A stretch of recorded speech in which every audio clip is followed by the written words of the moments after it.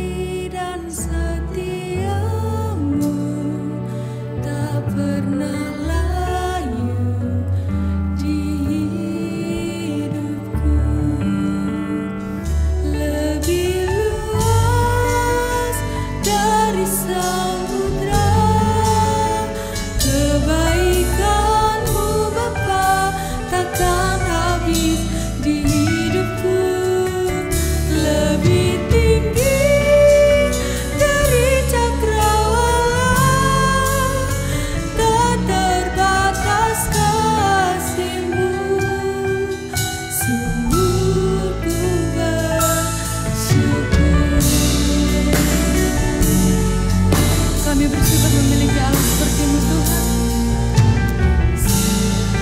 Yesus. Semusim berlalu, namun Kau selalu peliharaku.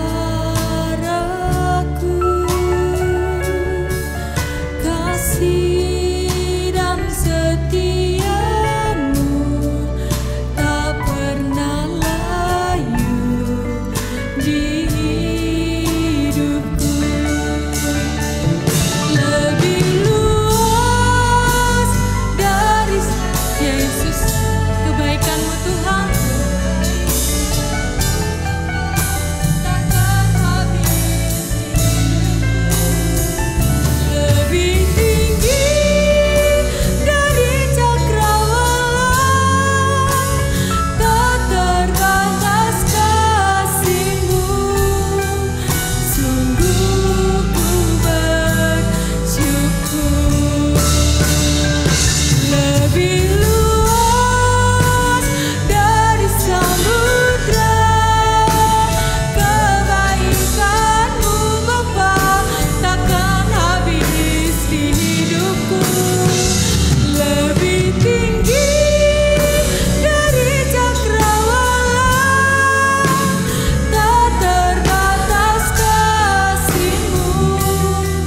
Sungguh ku bersyukur. Tak terbatas kasih-Mu. Sungguh ku bersyukur. Tak terbatas kasih-Mu. Sungguh ku bersyukur.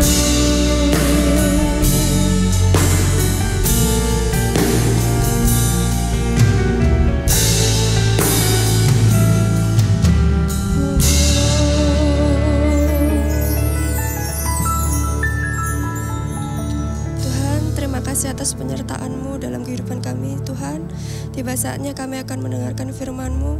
Kiranya Tuhan urapi hamba-Mu yang akan menyampaikan, dan Tuhan berkati setiap kami yang akan mendengarkan. Terima kasih Tuhan, terima kasih Yesus. Kami sudah berdoa dan mengucap syukur. Haleluya, amin. Amin. Shalom, GUGC Mojo Agung mengucap syukur kepada Tuhan Yesus kalau sore ini kita boleh bertemu kembali dalam keadaan sehat, ya.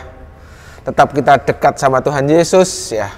Punya wawasan yang terang dalam menghadapi segala sesuatu, ya. Puji nama Tuhan. Kita akan tambah wawasan kita malam hari ini dengan satu perkara, ya. Kita akan belajar dari kegagalan Israel, ya. Tema malam ini adalah belajar kegagalan Israel. Kadang-kadang kegagalan kalau kita bisa pelajari dengan baik, maka kita tidak akan ambil kegagalannya, kita ambil sudut kenapa dia gagal, dan kemudian kita bisa ambil segi positifnya, nah kita akan berhasil, ya. Puji nama Tuhan. Kehidupan ini adalah pembelajaran, ya.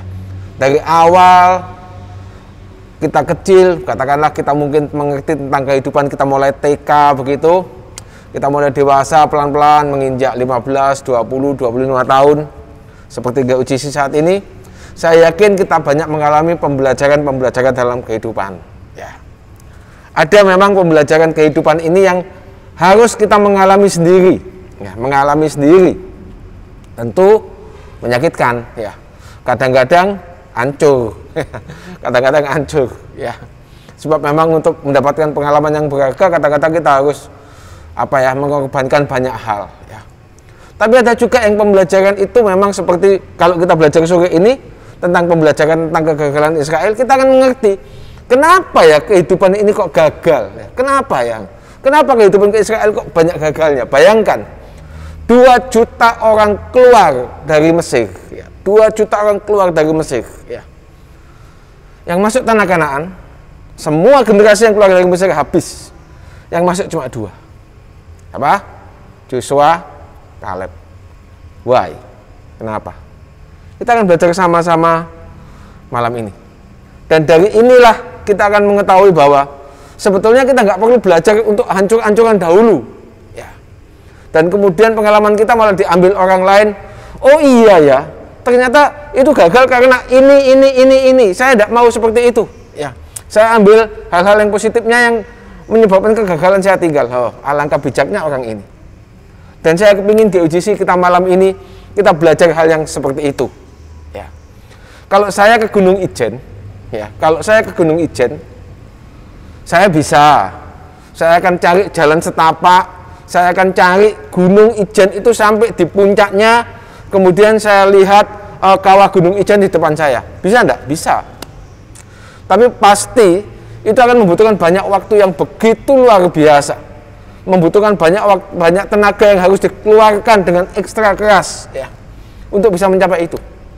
Sekarang kalau kita ke sana, buat apa seperti itu? Ya, kita jalan kaki, iya. Harus jalan setapak, iya. Cukup berat medannya, iya. Tapi di situ disediakan guide, ya. Ada guide yang akan memandu kita untuk sampai ke Gunung Ijen. Kenapa nggak kita manfaatkan? Ya. Dari pembelajaran orang-orang yang kesulitan karena dia mencari jalan sendiri, jalan setapak sendiri dengan susah payah, saya enggak. Saya pakai guide, ada patokannya jelas. Oh, yang ini jangan dijalani, nanti tersesat. Jalan yang ini aja lebih gampang. Ya. Dan dari situ kita mengerti bahwa, oh iya ya, ada pembimbing, ada guide kita. Ya. Tujuan untuk ke Ijen bisa tercapai dengan mudah. Kenapa nggak kita ambil yang seperti itu? Ya. Kenapa kita nggak ambil seperti itu? Lah, demikian juga dengan hidup ini. Ya. Kita tidak perlu mengalami hal-hal yang begitu pahit dalam kehidupan sebetulnya. Ya. Kalau kita tahu ada penuntunnya, ya, dalam kehidupan ini, apa itu? Kalau dalam segi rohani pasti, ya, seperti pengajaran malam ini, renungan malam ini untuk GUGC, pasti itu adalah Alkitab kita. Ya.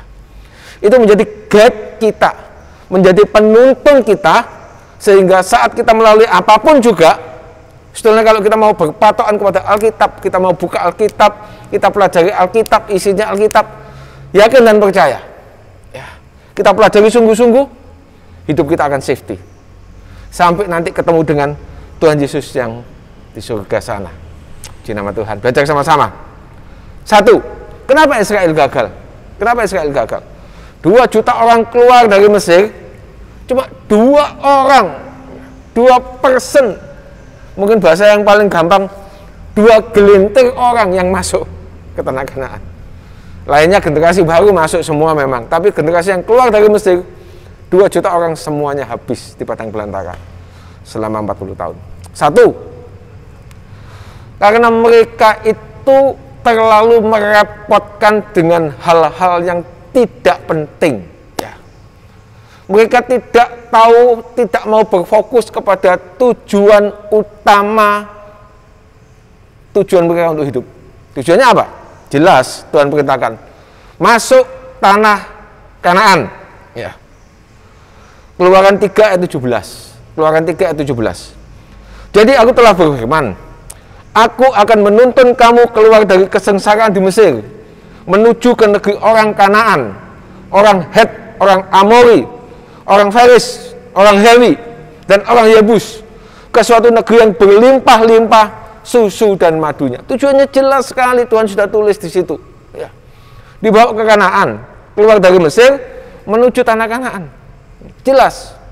Dan sebetulnya harusnya mereka tidak rebyek, ya, tidak bingung dengan apa yang hal-hal yang ada di sekelilingnya yang menjadi pengganggu buat kehidupannya. Ini yang penting. Tahu fokus dengan tujuannya dengan pasti. Ya.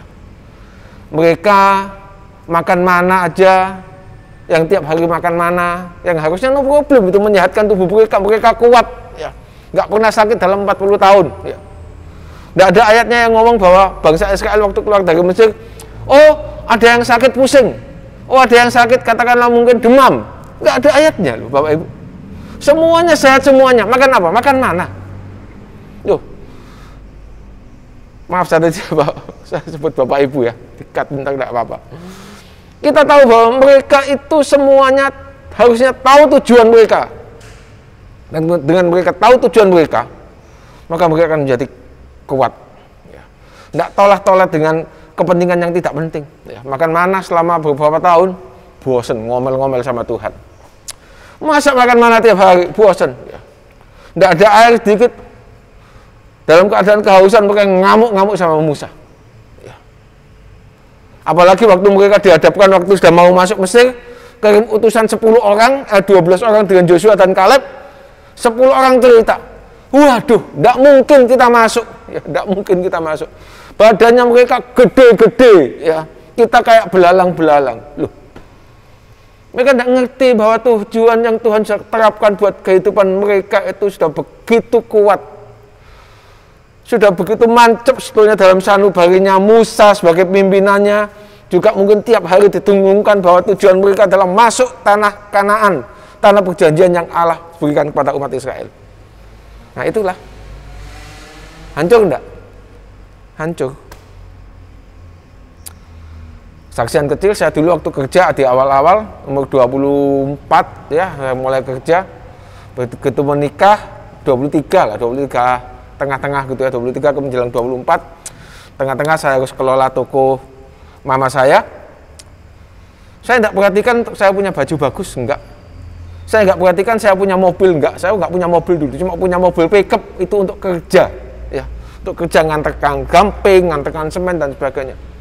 Saya fokus gimana caranya dengan hasil yang saya dapatkan, dengan mungkin itu minimal katakanlah begitu. Ya, saya masih harus menghidupi 2 adik saya yang masih sekolah semuanya, ya, menghidupi keluarga yang cukup besar. Tapi saya fokus gimana caranya tujuan saya untuk bisa hidup. Ya.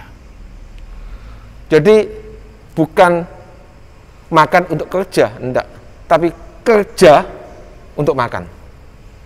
Tidak masalah. Memang itu tujuan saya. Saya harus membalikkan kehidupan ini menjadi lebih baik. Ya. Dan kalau sekarang saya mempunyai tujuan yang lain, ya karena tujuan itu sudah katakanlah saya sudah merasa bahwa sudah dicukupkan Tuhan, saya terima kasih. Ya. Dan dikasih banyak sama Tuhan. Terima kasih Tuhan Yesus. Ya. Mungkin kalau tujuan sekarang saya bukan kerja untuk makan, tapi makan untuk kerja, ya tidak masalah. Saya mempunyai tujuan, saya makan yang lebih enak dikit lah, yang lebih bergizi sedikit lah. Nggak katakanlah mungkin tiap hari makan mie begitu ya. Saya dulu kan di kos-kosan tiap hari mie itu sampai saya gantung di tempat kamar saya. Saya pikir kalau teman-teman mau ngambil silakan lah, tapi mereka juga sungkan juga. Sebab memang nggak ada tempat. Kalau di kamar nanti dihubungi sama semut ya. Jadi mie kering itu ada beberapa biji gitu, ada sampai 20 biji, 25 biji saya gantung di depan kamar kos saya. Kemudian saya tiap hari makan Indomie. Bukan Indomie ya dulu, nggak tahu capnya apa saya lupa. Makan itu tiap hari makan mie. Ya itulah kehidupan. Tapi tujuan itu harus memang betul-betul fokus ke sana. Ya. Kalau memang tujuan saya bekerja adalah untuk kumpulkan duit biar berubah kehidupan ini, kenapa nggak harus semua saya push ke sana? Saya tekankan ke sana semuanya. Ya. Saya bekerja keras untuk menghasilkan sesuatu dan kemudian bisa untuk keluarga, untuk menghidupi keluarga. Harus tahu tujuan dengan pasti.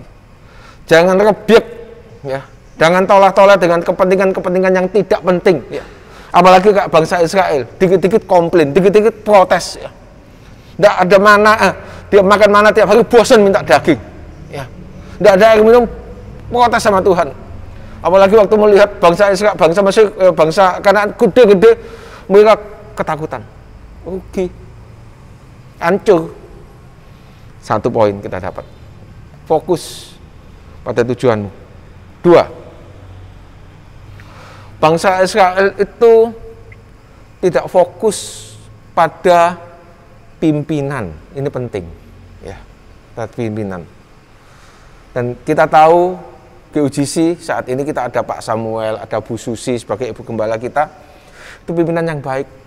Sebagai role model kita. Ya. Mereka ajarkan apa kita serap, kita praktekkan dalam kehidupan ini. Itu baik. Ya. Apalagi kita tahu ada pimpinan agung kita yang namanya Tuhan Yesus Kristus. Jangan tolak-tolak. Semuanya hadapan kepada Dia. Semuanya Dia ngomong apa, turuti. Ya. Jangan kembangkan yang lain, jangan. Tapi fokus kepada pimpinan kita. Dia ngomong apa, turuti. Ya. Jangan fokus pada pimpinan yang lain, hancur. Contohnya jelas. Waktu mereka menunggu Musa di atas bukit Gunung Sinai, terima 2 loh batu, kemudian bangsa Israel itu merasa, kok nggak turun-turun ya Musa ya? Mana Tuhan kita kok nggak kelihatan? Ayo kita buat Tuhan. Dan kemudian ada pimpinan yang lain yang namanya kakaknya Musa, namanya Harun kan.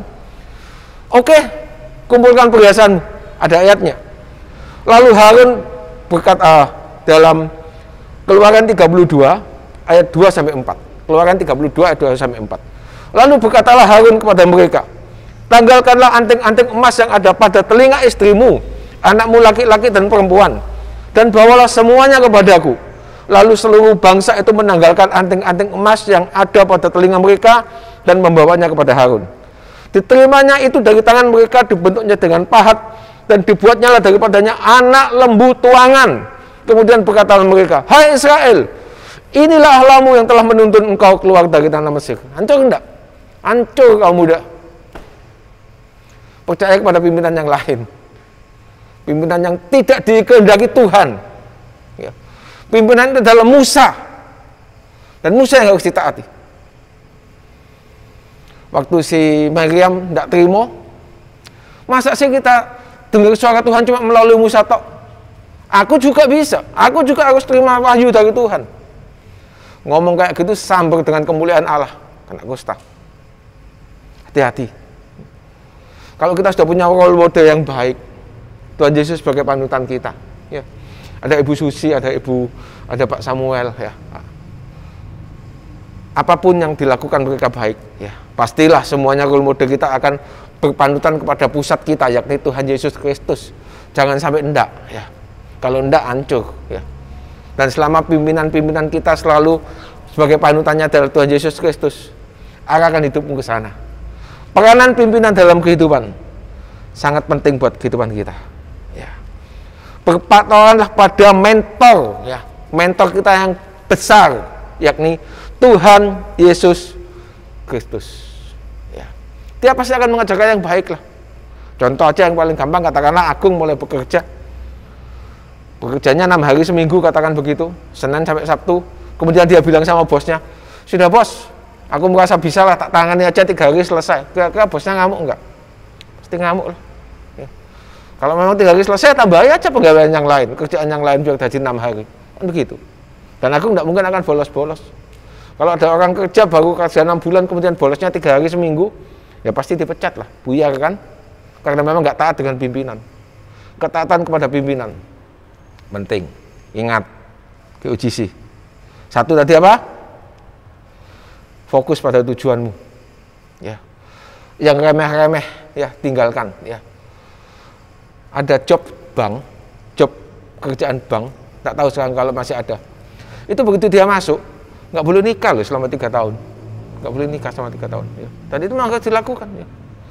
Itu kan kadang-kadang kita berpikir, oh pacaran penting, oh nikah penting. Kalau itu yang lebih penting dari pekerjaan, ya nikahlah dan kemudian keluar dari pekerjaan kita. Fokus kita kemana, kan gitu kan ya. Kemudian yang 2 adalah harus berpanutan kepada pimpinan kita. Ya, pimpinannya siapa bangsa Israel? Musa. Musa jadi padoman. 3, yang terakhir, bangsa Israel ini ternyata adalah bangsa yang lembek mentalnya, ya. Yang gembeng, ya. Yang tidak tahan dengan masalah, tidak tahan dengan ujian. Ya. Ada apa-apa sedikit komplain, ngamuk sama Musa. Ya. Contohnya yang tadi kan, tidak ada air, ngamuk-ngamuk tidak karuan. Apalagi waktu mereka menghadapi diutus masuk Kanaan, dan kemudian mereka melihat bangsa ini bangsa yang kuat sekali, namanya ada suku anak yang gede-gede badannya, dan mereka merasa kayak belalang-belalang, kemudian mereka berontak keras. Tolak, tidak mau nurut sama Musa, balik ke Mesir bila perlu. Bilangan 13 ayat 32 sampai 33. Juga mereka menyampaikan kepada orang Israel kabar busuk tentang negeri yang diintai mereka dengan berkata, negeri yang kami lalui untuk diintai adalah suatu negeri yang memakan penduduknya, makan orang. Semua orang yang kami lihat di sana adalah orang-orang yang tinggi-tinggi perawaannya. Juga kami lihat di sana orang-orang raksasa, orang anak yang berasal dari orang-orang raksasa, dan kami lihat diri kami seperti belalang pemuda. Dan demikian juga mereka terhadap kami. belum tempur, belum maju perang, ya, mentalnya udah mental tempe, ya, belum maju, belum ngelakoni gawean sama sekali, melihat, aduh, angel ya, duh, sulit ya, aku bisa enggak ya, mundur teratur, hancur enggak? Pasti hancur lah. Kita juga sering melihat kehidupan ini seperti itu, ya kan, ya, persis kan, ada gunung hambatan di depan kita, wes, lebih baik mundur aja. Padahal tujuan sudah ditetapkan, mentor sudah dikasih, ya kan ya, Tuhan Yesus sebagai mentor kita. Begitu kena tantangan, loh, tujuannya lupa. Mentornya dia doa, bisa enggak ya Tuhan Yesus ya untuk menolong saya? Hancur Bapak Ibu, hancur kaum muda. Ya. Kalau hidup kita senantiasa seperti itu, ya, itu menjadi hambatan-hambatan yang terbesar sehingga itu menjadikan hidup kita ini gagal total. Ya. Lihat Joshua. Sejak awal dia sudah lihat tujuan itu dengan jelas, sangat jelas. Ya. Dia akan masuk tanah Kanaan. Itu yang dikatakan oleh Tuhan Allahnya mereka, Tuhan Allah bangsa Israel. Masuk Kanaan. Sehingga dia ngomong seperti ini. Bilangan 14 ayat 6 sampai 9. Tetapi Yosua bin Nun dan Kaleb bin Yefun, yang termasuk orang-orang yang telah mengintai negeri itu, mengoyakkan pakaiannya dan berkata kepada segenap umat Israel, negeri yang kami lalu untuk diintai itu adalah luar biasa baiknya. Positif kan? Jika Tuhan berkenan kepada kita, pasti berkenan lah. Memang tujuan Tuhan itu masuk ke sana untuk mereka bisa masuk tanah Kanaan. Kenapa tidak berkenan? Pasti berkenan. Maka ia akan membawa kita masuk ke negeri itu dan akan memberikan kepada kita suatu negeri yang berlimpah-limpah susu dan madunya. Hanya janganlah memberontak kepada Tuhan dan janganlah takut kepada bangsa negeri ini, sebab mereka akan kita telan habis. Yang melindungi mereka sudah meninggalkan mereka, sedang Tuhan menyertai kita. Janganlah takut kepada mereka. Yosua melihat dengan jelas tujuannya. Dia tahu yang harus dia perbuat. Dengan mentor yang luar biasa, Musa, yang begitu dipilih oleh Tuhan. Tidak heran kemudian kalau Yosua dipilih jadi pimpinan yang kedua setelah Musa. Sebab memang dia tahu dengan jelas yang pasti itu dia tahu dengan ngerti dengan pas. Kalau ada masalah di depannya, maju saja. Kenapa enggak? Lihat Kaleb. Ya, Kaleb lihat. Dia itu pejuang yang luar biasa, warrior luar biasa. Dia usianya sudah 85 tahun coba. Dia ngomong seperti ini. Petarung sejati, prajurit pilihan, meski usia sudah tua. Ya. Udah masuk Kanaan. Sudah masuk loh, ini sudah masuk. Ya. Harusnya kan dia nadong aja sama Joshua. Joshua, mana tanahku? Oh itu hakku ya? Sudah, aku isi aja ya. Yang lainnya silakan perang lah, nggak apa-apa. Aku kan sudah tua, paling tua lagi di sini.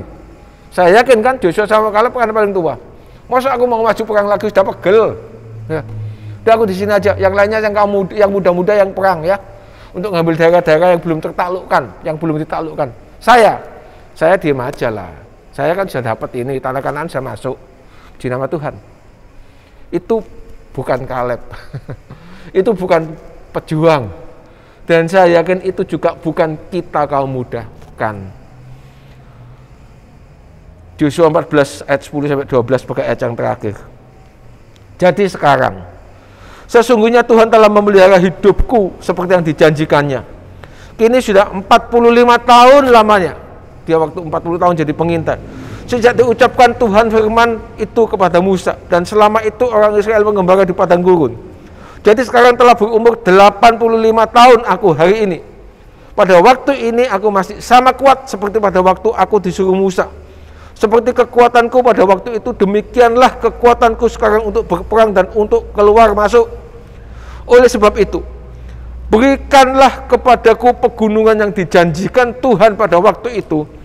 Sebab engkau sendiri mendengar pada waktu itu bahwa di sana ada orang enak dan kota-kota yang besar dan berkubu. Mungkin Tuhan menyertai aku sehingga aku menghalau mereka. Menghalau apa? Diam aja. Enggak mungkin kan. Menghalau pasti dia ambil pedangnya. Dia berperang untuk itu, ya, untuk mendapatkan tanah itu. Tidak gampang-gampang untuk mendapatkannya. Ya. Seperti yang difirmankan Tuhan. Luar biasa. Ya. Pemuda, Zaman ini adalah zaman susah, orang bilang. Ya. Pekerjaan susah, semuanya serba susah. Ya. Tapi yakin dan percaya. Ya. Dengan kita belajar tentang kegagalan bangsa Israel, kita tahu dengan pasti, ya, dengan pasti Tuhan bisa berikan tujuan yang paling baik buat kehidupan kita. Tentukan tujuanmu dan kerjakanlah. Ya. Taatilah apa yang menjadi kata-kata Alkitab, ya, melalui mungkin hamba-hamba Tuhan yang ada di sekitar kita.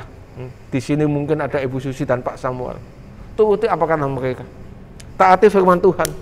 Taati Tuhan Yesusmu. Ya. Hadapi setiap masalah dengan maju terus, pantang mundur.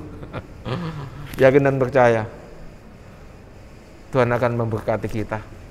Tuhan akan melimpahkan rahmat-Nya. Tuhan akan memberikan hikmat buat kita untuk kita setiap melangkah dalam kehidupan kita menghadapi masalah-masalah kehidupan ini. Saya yakin kaum muda banyak masalah. Bukan cuma orang tua tok yang seperti saya banyak masalah, enggak. Tapi kaum muda juga banyak masalah. Saat ini dalam masa-masa sulit, saya tahu itu. Dan itu dialami orang yang masih sekolah sampai mungkin sudah tua, dan termasuk juga GUGC. Ingat 3 hal ini. Lihat tujuanmu dengan pasti, tentukan tujuanmu, ya. Gandol kepada Tuhan Yesus Kristus, ya. Percaya kepada Dia penuh. Apapun yang ada di depan kita, ya, pecahkan itu. Maju terus, ya. Jangan mundur. Tuhan akan memberkati engkau. Di nama Tuhan. God bless you. Kita akan berdoa untuk kaum muda, masa depan kita, ya, untuk bangsa dan negara. Kiranya Tuhan menyertai kita semuanya. Puji nama Tuhan. Tuhan Yesus yang Maha Baik, kami mengucap syukur untuk wawasan yang sudah Engkau bukakan buat kehidupan kami, Tuhan. Kami ya tahu, kami yakin dan percaya ini semua adalah untuk kebaikan kaum mudamu di tempat ini. GUGC yang Kau kasihi, Tuhan Yesus. Kami yakin dan percaya banyak kaum mudamu GUGC di tempat ini yang sedang dalam langkah mereka, dalam awal-awal pekerjaan mereka, dalam sekolah mereka, dalam apapun yang diperjuangkan untuk kehidupan Tuhan. Engkau yang sertai, Engkau yang lindungi, Engkau yang berkati dengan limpahnya Tuhan, dengan berkat-berkat yang dari surga, hikmat-Mu, marifat-Mu untuk kaum muda di tempat ini. Terima kasih Bapa yang Maha Baik, terima kasih. Kami juga berdoa buat bangsa dan negara kami Indonesia yang kami kasihi, di bawah pimpinan Pak Jokowi. Tuhan sertai, berikan hikmat marifat buat setiap pimpinan-pimpinan di negeri ini Tuhan, sehingga kami boleh mendapatkan yang terbaik, pelayanan yang terbaik, menjadi umat-Mu yang boleh mempercayai Engkau dengan sungguh-sungguh dan menjadi berkat buat sekeliling sekitar kami.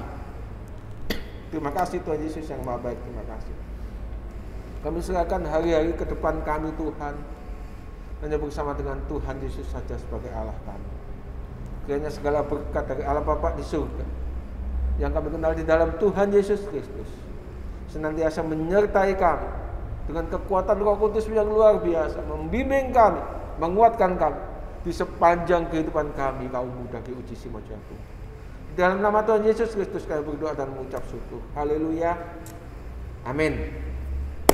Bless you. Tuhan.